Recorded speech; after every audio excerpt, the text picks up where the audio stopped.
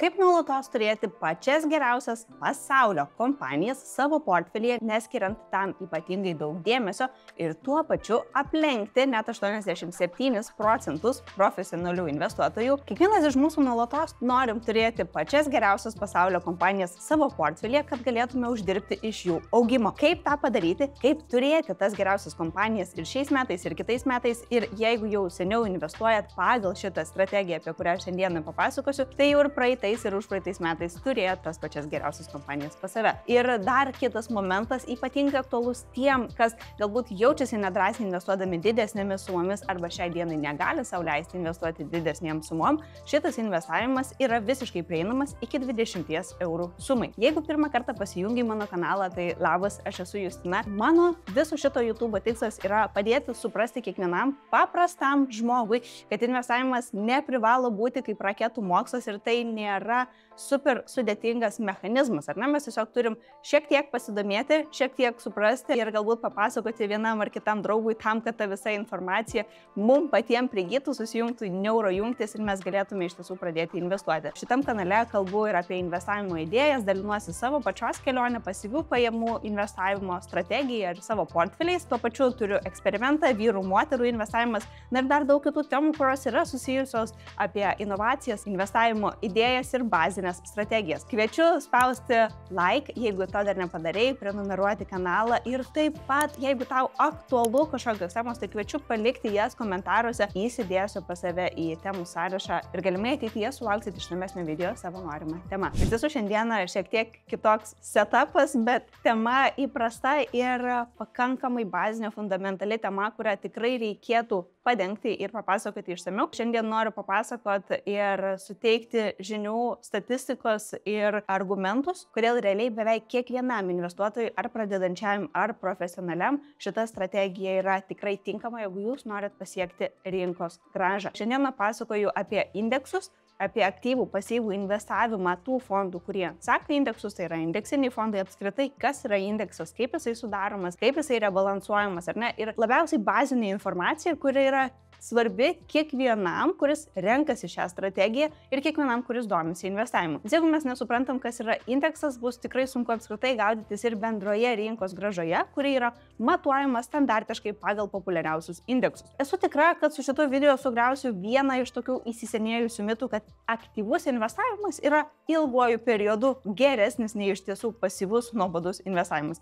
Ir kaip vienas iš garsių investuotojų yra pasakęs, kad jeigu tau investavimas nėra nuobodus procesas, vadinasi, kažką darai netinkamai. Pirmas momentas, ką reikėtų atskirti, tai kad yra indeksas ir yra indeksinis fondas arba indeksinis ETF-as. Mes investuoti į indeksą negalim, nes tai yra tiesiog virtualus įmonių sąrašas, kurios pakliūna į tą indeksą. Kaip virtualus akcijų krepšelis, virtualus portfelis, kuris egzistuoja tik tais mums pasižiūrėti ir matyti, kokios kompanijos yra sąraše. O kai mes kalbam apie investicinius fondus arba ETF-us, biržoje kotiruojamus fondus, kurie seka indeksą, indeksiniai ETF-ai ir tai paprastai tariant, tai čia jau yra realus produktas, per kurį investuodami, kurio vieną vienetą pirkdami, mes investuojame į tas kompanijas, kurios priklauso indeksui. Kaip pavyzdį paimsiu vieną iš dažniausiai naudojamų ir linksniuojamų S&P 500 indeksą. Tai yra top galingiausios, didžiausia kapitalizacija turinčios Amerikos kompanijos. Tai yra 500 iš viso kompanijų. Šitas indeksas iš tiesų šiai dienai atrodo taip, ar ne, mes turim milžinišką Nvidios kritimą, turim tokį didelį ir kontrastingą žemėlapį, taip vadinam, ar ne, tai čia yra visi 500 kompanijų, kurios yra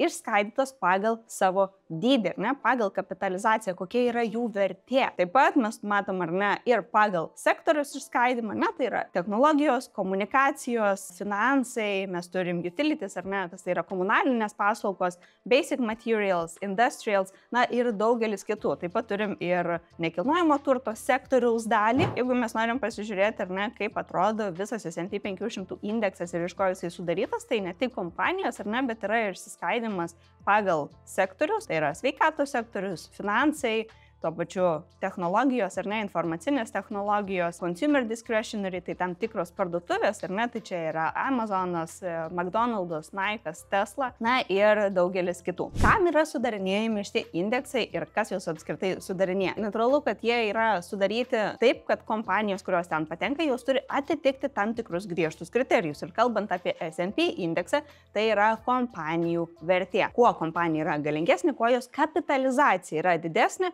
tuo aukščiau jinai bus indekse ir tuo daugiau jas ten pateks. Kuom yra naudingas toks indeksinis investavimas, ar ne? Kadangi toks indeksas, jisai yra nuolat profesionalų stebimas, prižiūrimas ir rebalansuojamas, tarkim, kas ketvirtį. Kompanijos yra peržiūrimos, tos, kurios yra indekse ir tos, kurios neperformina, galbūt yra arti bankroto ribos, tai jos yra išimamos iš indekso, jeigu nebeatitinka tam tikrų kriterijų, o tos kompanijos, kurios per paskutinį laikotarpį šovė į viršų, jos yra įtraukiamos į indeksą. Fondai ETF jie yra nuolat lyginimi su savo benchmark. Benchmark tai yra tiesiog tam tikras rodiklis to indekso, kurį seka kiekvienas ETF'as.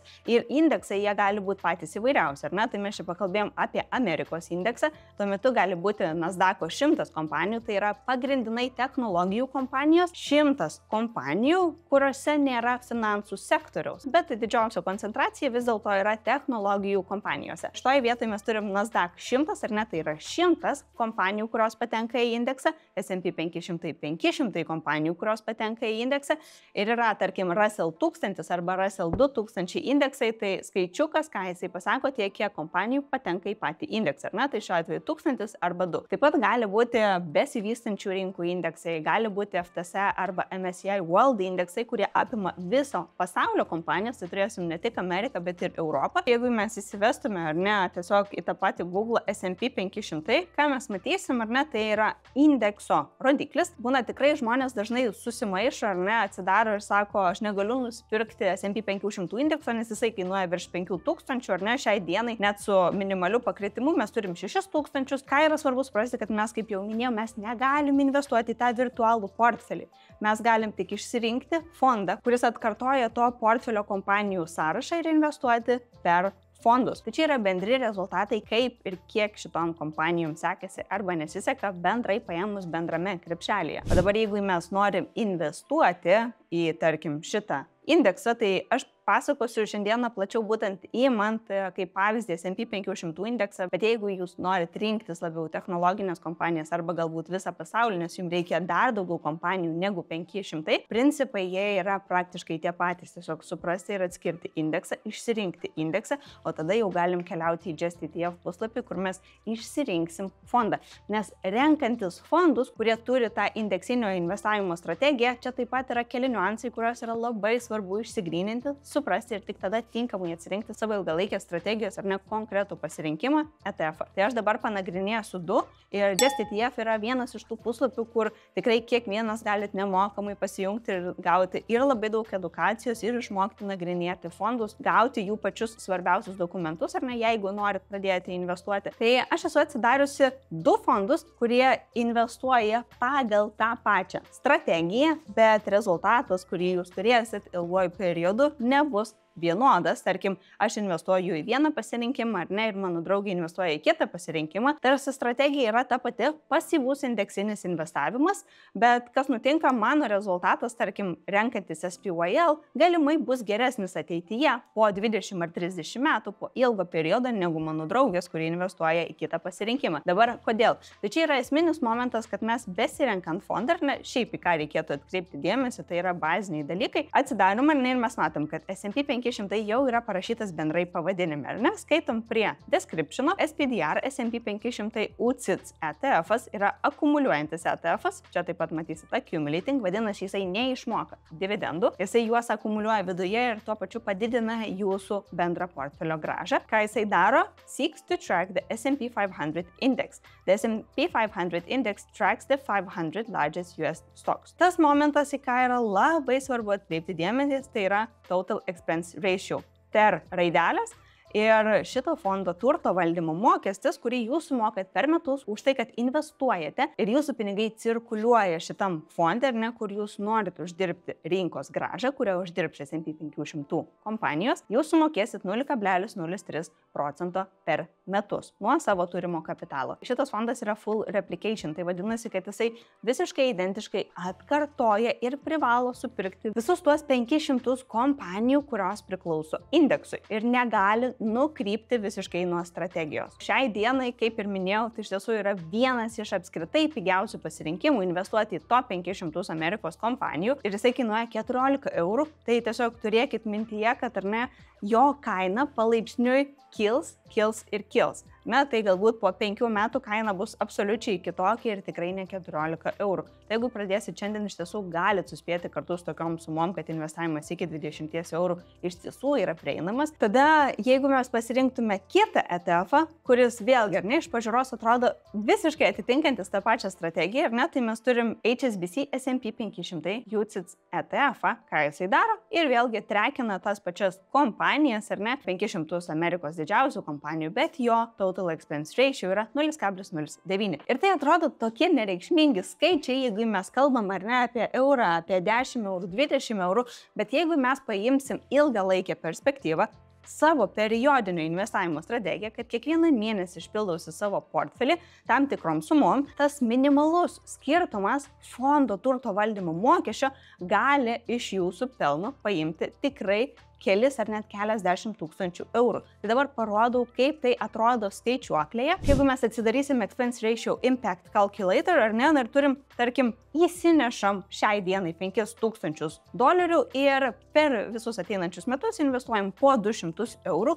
tai mes iš viso suinvestuojam 2400 eurų, na ir tikimės vidutinės metinės grąžos 8%, mūsų turto valdymas, ar ne, kainuoja 0,03% kaip SPYL fondo ir mes investuojam 30 metų, ar ne, nes norim sukaupti didelį kapitalą ir iš tiesų išnaudoti sudėtinių palūkanų efektą. Žiūrim, ar ne, Future Value of Investments. Investuodami tokiamis sumomis iš viso turėsim 320 tūkstančių viršaus, ar ne, iš viso bendro kapitalo. Fondo valdytojui mes sumokėsim netoli $2,000 per visą šitą laikotarpį, per 30 metų laikotarpį už savo pinigų valdymą, kas atrodo tikrai kaip ir neįtin didelė suma. Bet jeigu mes paimsim 0,09%, ką mes turėsim, tai mes jau štai čia turėsim kiek daugiau negu $5,000 sumokėti. Čia mes prieinam prie tos dalies, kad toks atsirinkimas jisai yra labai svarbus. Aš pati investuoju į VUAA pasirinkimą, kurio turto valdymo mokestis, ar ne, jeigu mes pasižiūrėsim, yra 0,07 ir jisai kainuoja šiek tiek brangiau, bet realiai strategijos laikosi visiškai identiškos. Jeigu tu nori pamatyti, kaip man sekasi investuoti į VUAA pasirinkimą, apačioje rasi mano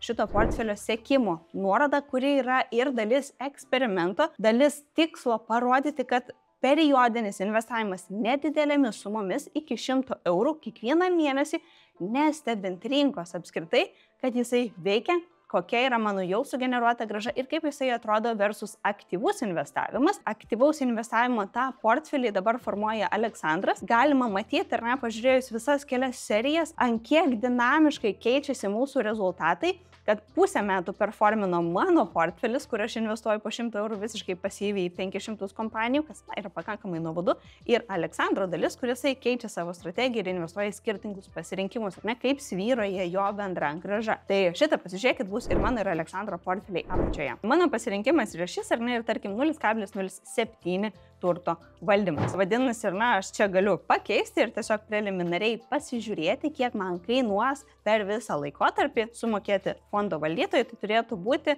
kiek daugiau negu $4,000. Kaip ir paminėjau, yra aktyvus ir pasyvus valdymas, tai lygiai taip pat ir fondai ETF, jie gali būti aktyviai arba pasyviai valdomi. Šiandien mano tikslas yra papasakoti ir parodyti, kodėl iš tiesų yra naudinga pradėti pasyviai investuoti, renkantis pasyviai valdomus indeksinius indeksinius fondus. Aktyvus investavimas, jisai yra žavus tuo, kad mes turim tam tikrą emocijų pliūpsnį, ar ne, kai mes turim pakilimą, kai mes turim pakritimą, bet tuo pačiu už aktyvų valdymą, jeigu renkamės ETF, kuris yra valdomas aktyviai, mes tikrai sumokėsim didesnius mokesčius. Ir jeigu paimti taip statistiškai ir žiūrėti pasyviai valdomas indeksinis ETF'as, jo vidurkis turto valdymo yra apie 0,06%, aktyviai valdomi ETF'ai tuo tarpu ima šiek tiek daugiau negu 0,68%. Tai aišku, gali būti daug daugiau, gali būti ir mažiau, bet turėkit minty, ar ne, kad toks yra vidurkis. Dabar jeigu mes paimsim tą 0,68% turto valdymo mokestį, mes per tą patį laikotarpį su tą pačią sumą, ką sumokam 40 000 eurų už turto valdymą. Dabar jeigu jūs jau investuojate į kažkokius pasirinkimus, ar ne, ir pasitikrinkit būtinai šitą mokestį, nes jeigu tai yra 1%, kas atrodo nedaug, 1%, tiesiog pakeičiam tą turto valdymą ir mes štai čia turim praktiškai 60 000 eurų, ar ne, jeigu apvalinant į didesnę pusę, kas yra kosmiškai didelis skirtumas tarp to, ką mes galim gauti patys ir tarp to, ką mes galim gauti investuodami į aktyviai valdomus fondus. Nes jeigu investuojame į aktyviai valdomus fondus, ar ne, tai čia jau mes turim ir patys aktyviai valdyti portfelį, ką rodo statistika, kad aktyviai valdomi fondai nelenkia bendros rinkos grąžos. Bendra rinkos grąža yra tas pats indeksas, ar ne, gali būti S&P 500, per ilgą laikotarpį neaplenkia aktyvus valdymas to pasyvaus indeksinio investavimo. Ir netgi galim pasižiūrėti tą pačią statistiką, kiek iš tiesų aktyviai valdomų fondų lenkia S&P 500 tą benchmarką. Kairėje pusėje, ar ne, underperform, tai vadinasi, jie neviršyje rinkos vidurkio. Kai mes turim outperform, ar ne, tai čia yra tam tikra dalis fondų, kurie viršyje rinkos vidurkį. Akivaizdžiai, ar ne, netgi nežiūrint į skaičius, mes turim štai šioje dalyje, kad vis dėlto didžioji dalis fondų neaplenkia rinkos. Už aktyviai valdomą fondą ne tik sumokam didesnę dalį mokesčių, nes supraskite tai, kad tie mokesčiai tai yra realiai minusiukas nuo jūsų bendros rinkos grąžos. Jūs ne tik, kad nelenksit rinkos ilguoju periodu, bet dar ir sumokėsit daugiau už tai, kad tiesiog mėginsit aplenkti rinką. Ir taip pat, jeigu pasižiūrėtume vieną didžiausių pasaulio bankų nuolatos daromą 20 metų laikotarpio statistiką, kaip atrodo įvairios turto klasės per tą 20 metų laikotarpį, tai štai čia paėmiau JP Morgan tyrimas, yra tikrai galite susirasti, įsivedę į Google JP Morgan Annualized Return by Asset Class, susivedat ir tikrai rasit ne vieną ir ne du paveikslėlius skirtingo laikotarpio, bet realiai didžiąją laiko dalį, ar ne, tai mūsų tas average investor žmogus, kuris stengiasi aplenkti rinką investuodamas, tai šiandien tai ten renkasi geriausias kompanijas galvodamas, kad jis atsirinks geriau negu profesionalai ir kaip važiuoja rinka palyginus, ar ne? Tai mes turim realiai S&P 500 indeksas, tą vadinamą rinką, kaip jinai važiuoja, 7,5% per paskutinių 20 metų laikotarpį. Jeigu mes paimsim 100 metų laikotarpį, tai mes turėsim maždaug vidutiniškai 10% grąžą. Todėl ir sakau, kad tas pasyvus indeksinis investavimas, jisai yra nuobodus, mums nereikia daryti kažkokį researchą, mes tiesiog periodiškai investuojam į tą patį vieną pasirinkimą, sekantį, pavyzdžiui, S&P 500 indeksą. Kitas momentas yra tai, kad aktyviai valdomi fondai, jų tikslas yra aplenkti rinką ir tas jiems pavyksta padaryti 1, 2, 3 metus. Realiai yra labai minimalus skaičius aktyviai valdomų fondų, kurie lenkia bendrą rinką 5, 7, 10 ar 20 metų. Realiai praktiškai tik vienetai ir ne tik keli procentai, kurie išlieka lenkdami rinką. Ir taip yra todėl, kad niekas neturi to krištolinio rutulio ir visiškai nesvarbu, ar mes esam pabaigę finansų ir ekonomikos magistrus, ar mes esam paprastai investuotojai, tas pasyvus indeksinis investavimas parodo tai, kad mes bendrai investuodami top geriausias pasaulio arba Amerikos arba ten technologijų kompanijas, ar ne, priklausomai nuo savo prioritetų, pasirinkimų ir tikslų, tiesiog važiuosime kartu bendrai su rinka. Dabar ieškodami kažkokių pavienių kompanijų, mes tiesiog tarsi žaidžiam, ar ne, tokį žaidimą, lošimo principu, kad va, šita kompanija važiuos geriau ir jinai išneš visą mano portfelį į viršų. Kodėl iš pat pradžių paminėjau tai, kad, ar ne, rinkdamiesi pasyvų indeksinį investavimą, mes to savo portfelio papildomai nerebalansuojam ir nevaldom. Ta už mus padaro profesionalai, tie, kurie sėdi ties indekso sudarinėjimu. Ir vadinasi, kai kompanijų vertė, kapitalizacija pasiskirsto, tuomet yra rebalansuojamas ir pats indeksas. Standartiškai tai vyksta kas ketvirtį, bet priklauso nuo jūsų pasirinkto ETF-o ir tą informaciją galite susirasti ETF-o dokumentuose, ar ne, fact sheetas arba kidas, key information document. fact sheetas, ar ne, tai vėlgi investuotojai pati svarbiausia informacija apie fondą. Kai fondas yra rebalansuojamas, ar ne, tai yra atstatomas tiesiog kompanijų balansas, tam tikri kompanijų vienetai gali būti parduodami, kitų kompanijų vienetai gali būti nuperkami. Tai tas rebalansavimas, jisai priklauso nuo kompanijų performanso ir to, kaip joms sekasi rinkoje. Dėl to yra įdomi ir ta statistika. Šiandien dabar esu neatsidarius, bet kol kalbu prisiminiau, kad vis dėlto per ilgą laikotarpį, ar ne, jeigu imtume dešimtmečiais, mes neturėsim naujame dešimtmetyje top 5 tų pačių kompanijų, kurios buvo praėjusiame dešimtmetyje top kompanijos, ar ne, top 10 pirmi pasirinkimai. Tai čia yra tas momentas, kad, investuojam ir mes nesukam galvos, nes už mus indeksą rebalansuoja profesionalai. Dabar, jeigu indeksas yra rebalansuojamas ir mano pasirinkto ETF strategija yra pasyvus, full replication investavimas į indeksą, tai vadinasi indeksas rebalansuojamas, mano fondo visos pozicijos rebalansuojamas, aš tiesiog toliau periodiškai pildau. Tikiuosi, šita dalis pasidarė kiek aiškesnė ir dabar, jeigu aš atsidarysiu, ar ne, tarkim, tą fondą, kurį investuoju aš pati, tai yra Vanguardo pasirinkimas, ar ne, galim pasižiūrėti ir įsivertinti savo rizikos toleranciją ir ne tai, kiek kainuoja kiekvieną mėnesį man investuoti į šitą pasirinkimą. Tai jisai šiai dienai viršia, jisai kainuoja apie $115 ir jo ta kaina natūralu yra kintanti ir su laiku jinai auga, nes kompanijos viduje fondų taip pat auga. Tai dabar, jeigu mes pavažiuosim žemyn, ar ne, tai mes matysim ir tą volatilumą. Tai čia yra maksimalus rezultatas, natūralu, kad mes matom tik žalią kreivę, kuri kyla į viršų. Dabar, jeigu mes paimsim, tarkim, 1 mėnesio rezultatus, ar ne, mes momentais matysim, kad kaina šiek tiek krito žemyn dėl tam tikrų rinkos ir ekonomikos veiksnių, bet jeigu paimsim ilgą laikį tą investavimą, ar ne, ilgą periodą, mes vis dėlto turėsim ir tą kilimą. Tai yra labai svarbu palaikyti tą periodinį investavimą, taip vadinamą DCA, Dollar Cost Average strategiją, kai mes kiekvieną mėnesį investuojam savo galima priimtiną sumą, kurią esame išsigryninę, tai gali būti 100 eurų, gali būti 200 eurų, 500, 1000 eurų, ar ne, na ir pagal kiekvienam priimtą scenarijų. Tai jeigu pavažiuosim dar žemyn, tai mes matysim, kad top 10 didžiausių kompanijų, kurias investuojam per VUAA fondą arba SPYL arba bet kurį kitą mano jau prieš tai minėtą pasirinkimą, tai mes turim Apple, Nvidia, Microsoft, Amazon, šitas gigantiškas kompanijas. Didžiausia koncentracija yra Amerikoje, tai yra Amerikos indeksas ir 33% sudaro technologijų kompanijos. Per ETF puslapyje apačioje taip pat matysit ir šito fondo tikerius. Tikeris tai yra, kaip mes galim susirasti šitą fondą ar ne šitą instrumentą per savo vertybinių popierių brokerio sąskaitą. Dabar greitai parodysiu telefone, kaip atrodo tas pirkimas, kad tai yra super paprasta ir daugiau laiko mes paskiriam tai edukacijai, negu iš tiesų suinvestuoti ir nusipirkti tų geriausių kompanijų sąrašą pas save į portfelį. Ką aš padarau? Atsidarau per telefoną savo brokerio sąskaitą su patogiai valdoma programėlė ir pasirenku tą akauntą, kur aš investuoju tik į VUAA pasirinkimą į top 500 Amerikos kompanijų. Taip atrodo mano portfelis, ar ne? Tai aš iš viso dabar turiu $105 grinais.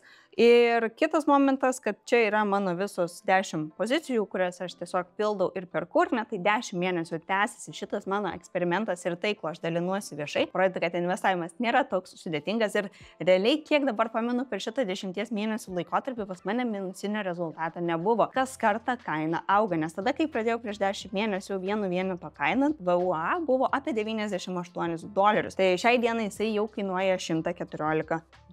Ir ką mes darom, ar ne, jeigu norim pirkti, išsirenkam per tikerį arba ateinam į quotes, arba čia bus prekyba, jie galite ir lietuvių kalbą pasirinkti, ar ne, ir spaudžiam ieškoti pagal tikerį, pagal žymeklį, vedam VUAA pasirinkimą, spaudžiu VUAA ir spaudžiam prekybą, ar ne, pirkti. Bet kadangi pradžioje minėjau, kad yra ir pigesnių fondų, ar ne, ir jeigu dar nepradėjote investuoti, galit, jeigu tai atitinka jūsų rizikos toleranciją, ar ne, papildomai pasidomėti ir pasirinkti SPYL fondą. Tai parodysiu, kaip toks pasirinkimas atrodo čia. Tai mes vedam į paiešką spyl.eu, ar ne, ir mes galim vesti ISIN kodą, kurį rasim Just ETF puslapyje, arba vedam tą tikerį, kurį prisimenam, ar ne, tai jisai kainuoja €14 šiai dienai. Ir mes galim rinktis market price arba limit order, ar ne? Tai yra ribotas pavedimas arba rinkos kaina. Jeigu mes renkamės ribotą pavedimą, mes galim sakyti, kad aš nusipirksiu šito fondo vienetų už, tarkim,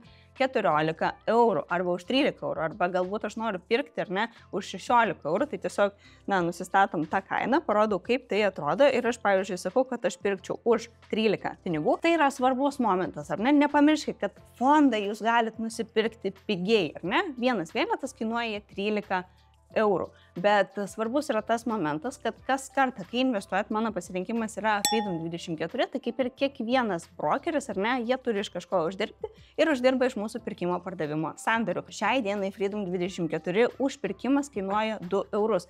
Tai mano būtų siūlymas, ar ne, tiesiog jeigu galit, investuokit 100 eurų. 100 eurų arba daugiau, ar ne? Tai tiesiog už tą patį užpirkimą ir sumokėsit 2 eurus. Nes jeigu jūs galite investuoti tik tais minimaliomis sumomis, ar ne, ir tarkim 20 eurų siekia jūsų tas limitas per mėnesį, tai aš jau geriau kelis mėnesius pakaupčiau tą sumą ir tada suinvestuočiau po kelių mėnesių, nes nieko baisaus dėl to nenutiks. Jeigu jūs investuosit po 20 eurų kiekvieną mėnesį, tai realiai jūs 2 eurus prarasit nuo savo tos investicijos, tai yra 10% bendrai nuo jūsų investuojamos sumos, kas yra tikrai daug. Investuojant po 100 eurų ir daugiau, ar ne, tai ta dalis yra tik 2 procentai, kas yra visiškai logiška ir normalu. Tarkim, jūs norit nusipirkti vieną vienetą, ką mes darom, ar ne? Įsivedu kainą, ar ne, aš sutinku pirkti už 13, įsivedu vieną vienetą ir spaudžiu tai, jog aš noriu atlikti užsakymą. Tuomet, ką padarom, braukiam į viršų, pirkti arba buy, čia priklauso nuo jūsų kalbos pasirinkimo ir tiek žinių. Tikiuosi pasidarė aiškiau, kodėl pasyvus indeksinis investavimas tikrai tinka kiekvienam, mes profesionalas, neprofesionalas, jeigu mes norim uždirbti rinkos grąžą, investuojam rinkdavėsi pasyvų indeksinį nuobodų investavimą kiekvieną mėnesį po tam tikrą sumą pinigų, kurią galim sau leisti ir labai tikiuosi, kad šitas video padėjo tau suprasti tam tikrus dalykus, kurie yra visiškai baziniai, kalbant apie investavimą ir tikiuosi, kad padės žengti pirmosius žingsnius. Jeigu dar nepaspaudai prenumeruoti kanalo, paspausk ir apačioje palik komentarą, kokios kitos temos tau yra aktualios ir galėsim pasikalbėti apie jas kitose epizoduose. Iki. Ir kitas geras